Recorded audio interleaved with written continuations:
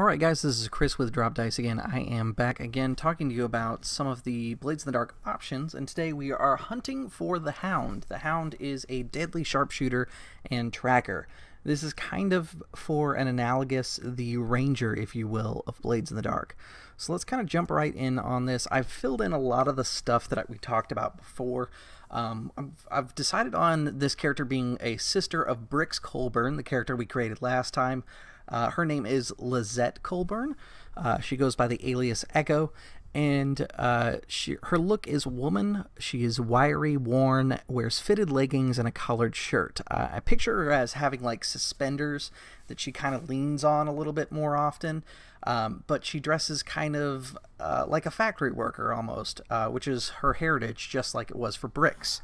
Now, her background, I wanted her to have something that was different than Brix, that made her stand out and maybe gave her a different reason for being in the gang besides being Brix's sister.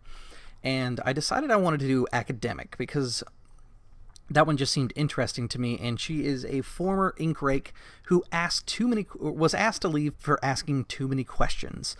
Ink rakes typically value have an obligation, if you will, towards truth and finding out what's going on in the city and providing that information to people via the newspapers. However, sometimes they feel more like tabloids than necessarily newspapers, and that's kind of the truth for the real world as well.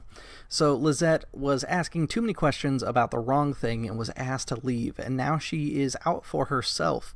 Whereas she might have previously been obligated to the ideas of truth and things like that, and I want, as a player, I would want to explore that. Maybe people who knew Lizette when she was an ink rake are surprised at the way that she turns. And when I start playing her, or would start playing her, I should say, I would play her probably leaning a little bit more towards like doing the right thing, and we gotta expose the truth, and she's got kind of lofty goals. But really, as the time goes on, I want them to discover there's more to Lizette than what she appears, that the goals of truth and discovering what is hidden out there really only applies to certain things that she cares about.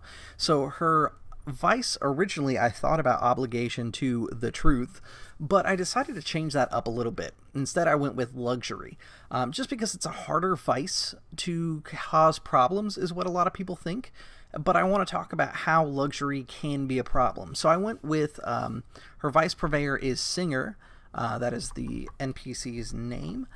She runs a bathhouse in Crowsfoot, and so basically this character likes to blow off steam by having luxurious baths. And this doesn't sound like it could get you in a lot of trouble, but imagine during the cutscene when you talk about vicing or indulging your vice so that you can blow off some steam.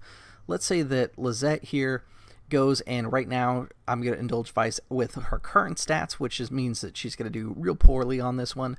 And let's say that she has help, just to give her kind of a more rounded out thing. So let me go ahead and throw that in there. So on a vice roll of 6, that means that she did great. She's going to remove that much stress. And let's say that originally she had a 4 stress to go with. So that means it's going to be 2 over, and you're going to do what's called overindulge. We didn't discuss this last video. Essentially, when you clear stress, that one of those hit point tracks that we talked about before, it can lead you down the path of overindulging, which can cause complications for you. So here's an idea about how to overindulge for a luxury vice. Say that your character would normally go to the Singer bathhouse. They go there, but they get a little bit too enamored, they spend too much time, they use up all the water, they're rude to the other guests, and now they're out of a vice purveyor. That's the easiest one to pick, taking away their vice purveyor. Another thing that could happen is while they're there, they're relaxing, they're chit-chatting, and the person who's sharing one of the tubs with her at this luxurious kind of bathhouse sauna type place happens to be a blue coat who's out of uniform, and she runs her mouth and draws heat to the crowd, or to the gang. Those are kind of the obvious ones. Here's some different options that you could come up with as a player to introduce your own problems. So while playing Lizette, I want to basically seek opportunities to create the best bath possible. So as a player, I'm going to do things like I'm going to probably buy a nice luxurious iron claw foot tub for myself. eventually, and that's going to be part of my stash going up. But one of the things that I need to get my hands on to be able to take the kind of baths that I really want is fine fragrances, perfumes, soaps, things like that. So when I do a job on a rich person's household, what I might do is try to break away from the group or maybe become distracted during the mission because the woman of the house has these luxurious lavender bath bombs essentially inside her bathroom, and I want to steal those. And it may not be for the best interest of my group that I break away, steal those, and then come back. And that would certainly garner me the experience trigger of you struggled with issues from your vice or trauma from this session, because I kind of made the group struggle for me indulging that vice. Now, the one piece of advice I will give you is don't always do this to your group, because you hampering their fun is cool once in a while because it's a new challenge, but doing it all the time, every time, so that you can hit that XP bump can be a little much. So monitor that with discretion, and a good GM will find ways to make some of these be problematic for you. So let's say you do get kicked out of your bathhouse. You're now trying to find a new bathhouse, a place of luxury that will take care of your toes and fingers and clean you and scrub you and everything, and instead you end up at kind of the red light district and you're working with someone who's a little bit more shady. But for you to be able to establish a relationship, to be able to make them your vice purveyor, you got to do a couple jobs for them. That too would be problems introduced by your vice to get you that experience points. So the Hound, we talked about being a deadly sharpshooter and tracker, which is why I think academic made a lot of sense. Perhaps maybe some of these skills that she had learned, the hunt and study, comes from her academic background. Again, I can only put up to 2 points in anything, but one of the things I do want to take a moment to point out is inside the book, when you go to the character playbook that you want to play, like for example the Hound, it gives you a full breakdown and kind of a more detailed version of what it is. So as you read through here, you find out right away what your experience trigger that's specific to the class is, which is when you play a Hound, you earn experience when you address a challenge with tracking or violence, which means that this character is probably going to kind of be more of a martial type character, but will also value tracking, which is why I said it's kind of a parallel to the Ranger from like D&D and traditional fantasy. You see that the starting actions are, again, 2 in Hunt, 1 in Survey, which matches up pretty well, but I think because of that academic background, I'm going to use my academic background bump to bump up actually Study, because I want to be a little bit more focused on the insight part here. But as an ink rake, she's probably had to tousle and move things around and everything like that. She's also a factory worker, so just like Bricks, she probably has a background where she's familiar with the rougher side of Duskfall, so I think she's going to have something in the prowess block as well. Not being a particularly strong person and having to kind of more rely on her brother to keep her safe when she was younger, I think she's probably going to have something maybe in Prowl to avoid. But looking over the skills, one of the things that I thought about is Bricks is not a very social person. We'll pop his character sheet again. He's got Command and Consort, but he doesn't have Sway. So I think to help kind of garner out some of the abilities that the group has, I'm going to go with Sway. We talked about it a little bit last time about what the difference between these actions are. What I'm going to do is jump over to the actions section and just kind of read the description between a couple of them that I think could be a little confusing for you. So when you attuned, you open your mind to the ghost field or other arcane powers. That's basically, again, how you trigger magic. When you command, you compel swift obedience. That's like issuing orders. When you consort, you're socializing with friends and contacts. Now, I'm going to jump ahead in the list because I want to show the difference between consort and sway. When you sway, you influence with guile, charm, and argument, which I think fits a journalist really well. So I think sway is going to be a better place to invest a point. So what I'm thinking is she probably had to smooth talk her way out of some desperate situations when she was younger. Getting past on the street, she had to rely on her intelligence and guile.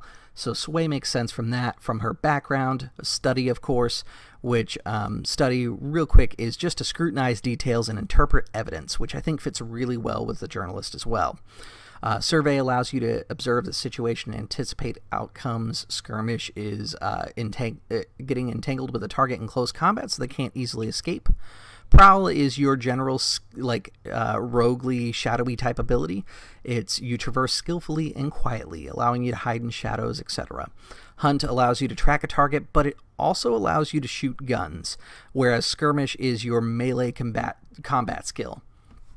Finesse is to employ dexterous manipulation and subtle discretion.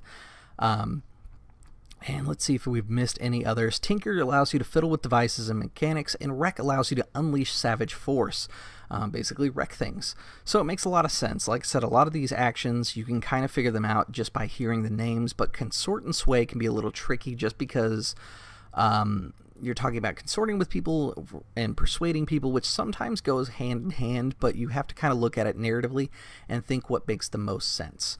One of the other things that comes with the class itself is or the playbook itself, when you look at it, is it has a couple of examples inside here. So if I wanted to play a character that was a bounty hunter, I could follow these starting build templates.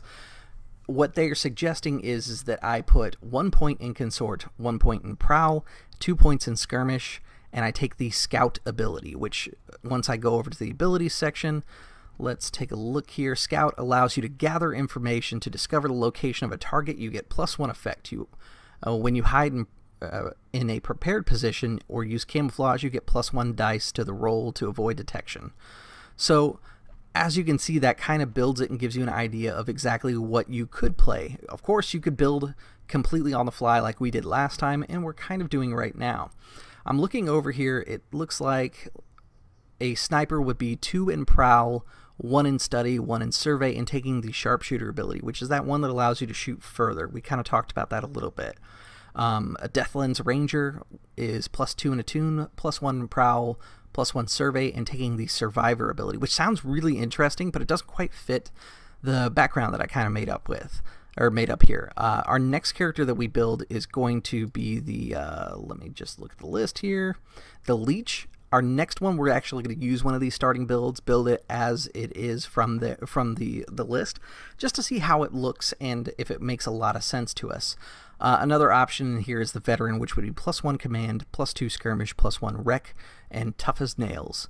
And that kind of gives you an idea of how those work. Now, inside the actual book itself, it also talks about your deadly friends and rivals, just like on the character sheet that we saw before. But it gives a little bit more options. So my options today are Steiner, an assassin.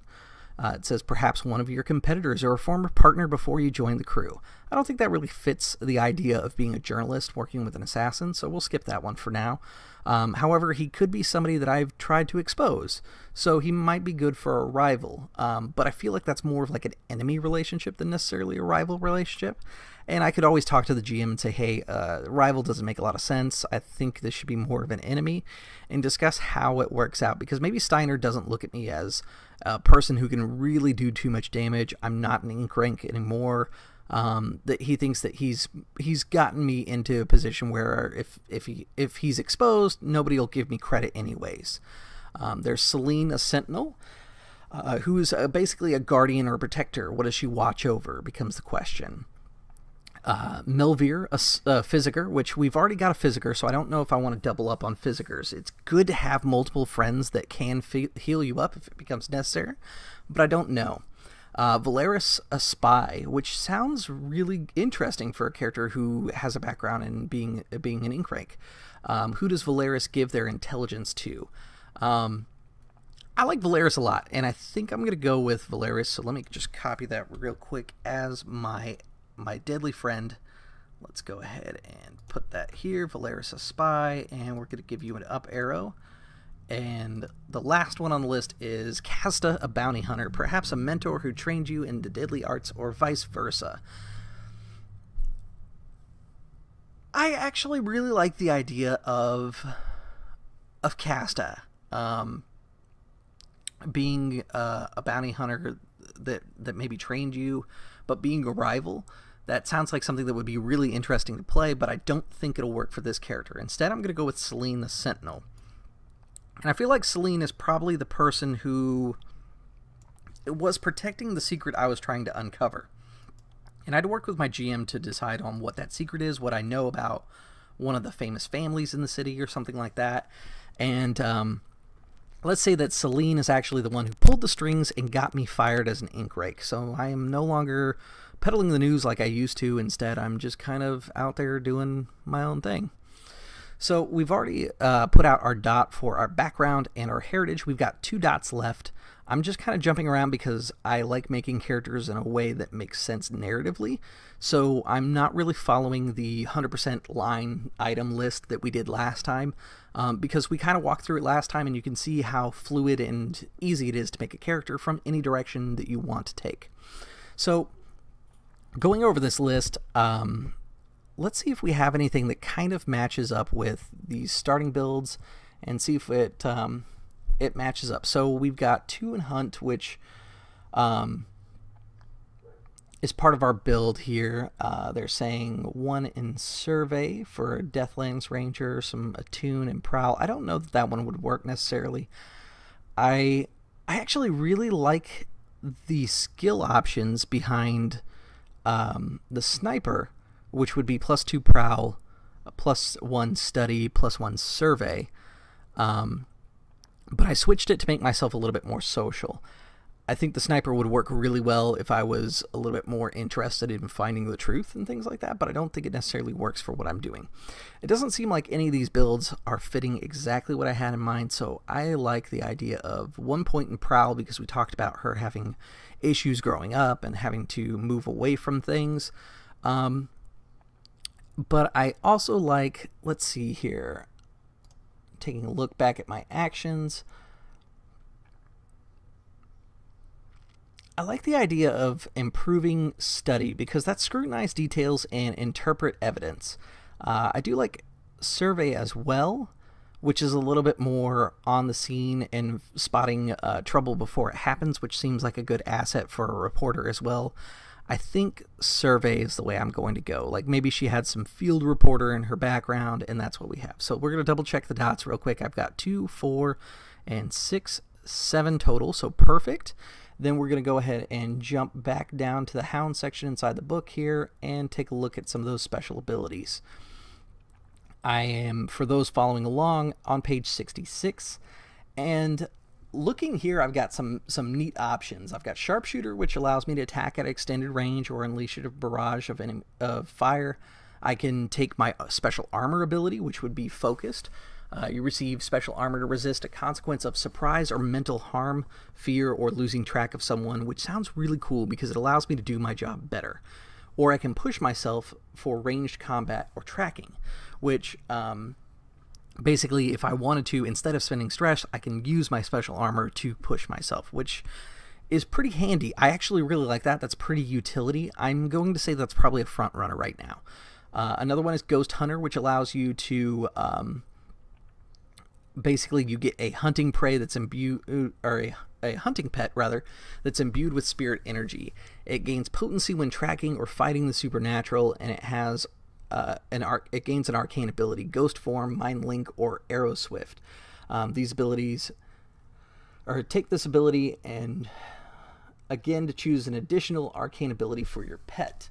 So your pet functions as a cohort with the Expert Hunter tag on it, and it gives them potency against supernatural targets and an arcane ability of your choice. Ghost Form allows your pet to transform into ectoplasmic vapor as if they were a spirit. Mind Link allows the pet and hunter to share senses through telepathy, and Arrow Swift allows the pet to move extremely quick, outpacing any other creature or vehicle. That sounds really cool. Very interesting, but I don't think it works for Lizette at this current point of character generation. That probably would be my next advancement choice, because that's really cool. I really like that, and I like that you can invest in it 3 times to make this like the coolest, most badass like hunting partner ever. Scout, we talked about before. It gives you an extra effect or extra die depending on the situation to avoid being detected or detecting other people. Survivor gives you, let's see here, hard-won experience or occult ritual makes you immune to the poisonous miasma of the Deathlands, and you are able to sustain a strange flora and fauna there.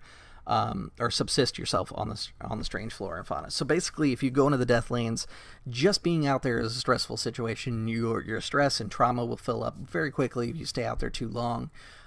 You will be exposed to ghosts and things like that. If you eat any plants and things that are out there, you can get it. It's basically a wasteland of death. This ability lets you survive out there, and it also gives you 1 extra stress box, which is pretty cool. This sheet does not look like it has an ability for me to turn on the extra stress box. I guess not.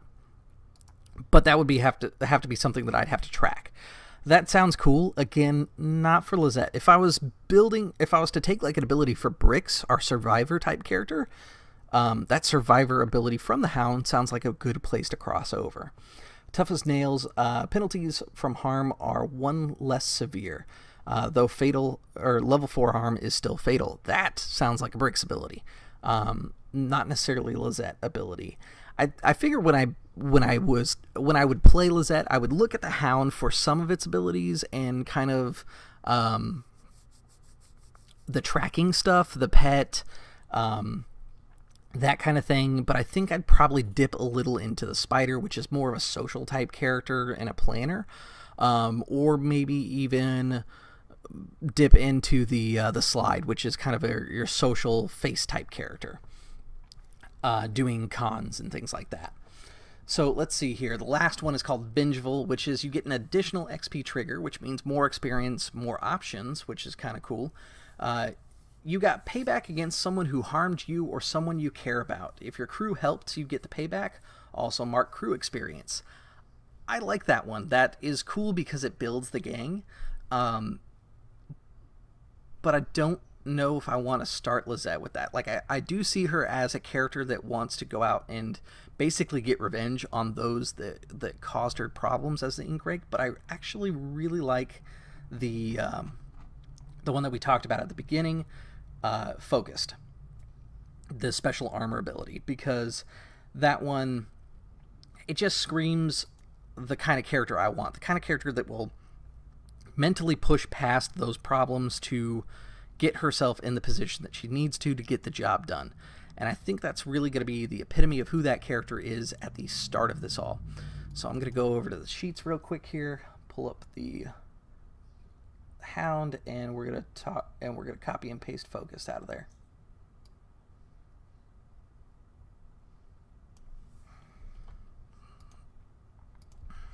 Okay.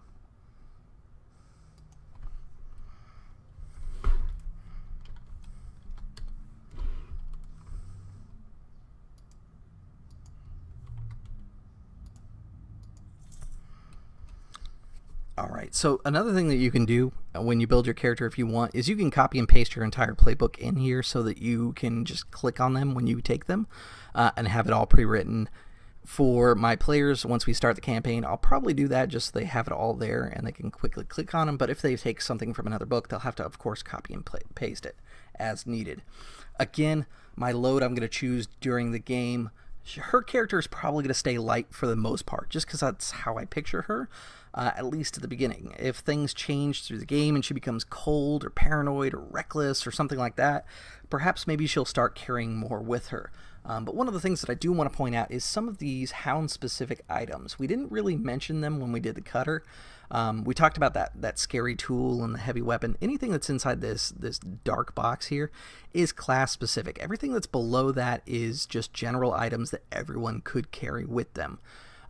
So let's talk about specifically the Hound ones real quick here, just to get you an idea. So the first one on the list is the fine long rifle. Rifles in this world are very rare. Pistols are easier to find. Fine weapons are basically a better weapon than you normally would be able to carry. To give you an idea, the description is fine long rifle, a finely crafted hunting rifle, deadly at range, unwieldy in close quarters. Long rifles are illegal to private citizens in Duskfall, but you may have a real or forged military paperwork for this one. And I think being an academic, she probably has forged paperwork for her gun. She also has a pair of fine dueling pistols that she can pick up at any time or carry with her. These are a pair of matched handguns made for greater accuracy with double barrels that allow 2 shots before reloading, where your pistols were made and then it asks a couple questions to kind of get you an idea. Where were your pistols made? By Caldera's daughters, Templeton and Slane, the Imperial Forge, or some other gunsmith? How do they stand out from the average handgun? And these are things that you can kind of play up in your RP to kind of show that your character is special, and not just another NPC that happens to be wielding guns. Another one here, this is a really cool one, is Ectoplasmic Ammunition. Basically, it is bullets to shoot spirits. They are less effective against physical targets, however, they do really cool electric damage to ghosts. So, as we learned before, electric is kind of the thing that keeps ghosts at bay from the city, so when you shoot one with it, you get increased effect. Remember how we were talking about the effect scale? So if you were, let's say, sneaking up on a ghost, and you had a controlled great shot at them, you're now using electroplasmic ammunition. That bumps it up to a controlled fatal attack against them, which means if you shoot and land without any real consequence, or you succeed just in general, you're probably going to kill that ghost. A complication might be that another ghost sees what happens and swarms over there with a couple others. Stuff like that could happen to you, but that's part of the fun of playing the game.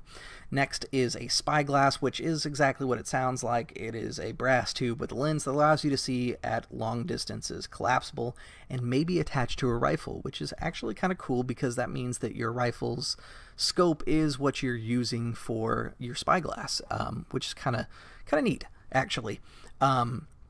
As a GM, it doesn't specifically tell you to do that inside here, but I would probably say that maybe if you were using your Spyglass with your long rifle, I'd give you a little bit further range because you have more accuracy, you can see even further. And that's what scopes really do for guns in general. The next item here is a trained hunting pet. This one, the reason it's in italics is because italics don't count for your load. So anytime I go out, and once I click my load and I say 3 light, or 5 normal, what I can do is I can then say, yeah, I brought my pet with me, or choose not to if I don't want to.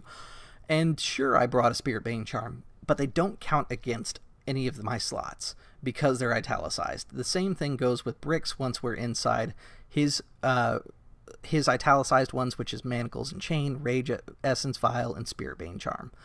And say that I take out my pair of pistols, that's going to be 1. And then Electroplasmic is 1, and I'm going to take some burglary gear. That's all 3 of mine, plus my 2 freebies, and that's basically how that works again. So let me go ahead and unclick all this stuff. Turn all that off. And because I have that ability focused that gives me my special armor, just remember inside the game, if you want to use that, once you have used it, click it there to show that you've used it. That way you don't lose track of it. Again, harm and stress trauma all works the same way. Trauma we're going to talk about a little bit more inside the next video, since I decided to take a little bit more time on the actions themselves this video. But before we get too far into that, let's go back to these XP triggers.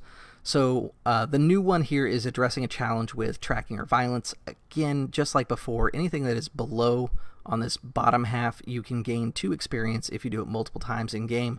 But the top one is every time you roll a desperate action, mark experience in that action's attribute. Again, that being insight, prowess, or resolve.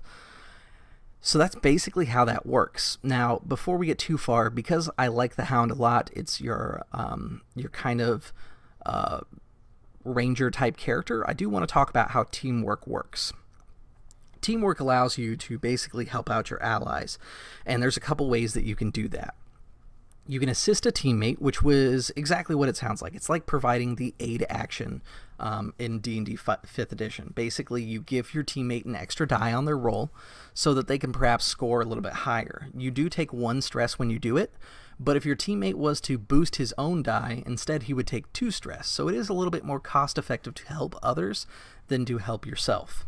You can also lead a group action. Basically what that is let's say that Lizette wants to take Bricks, and both of them are going to study or survey an area.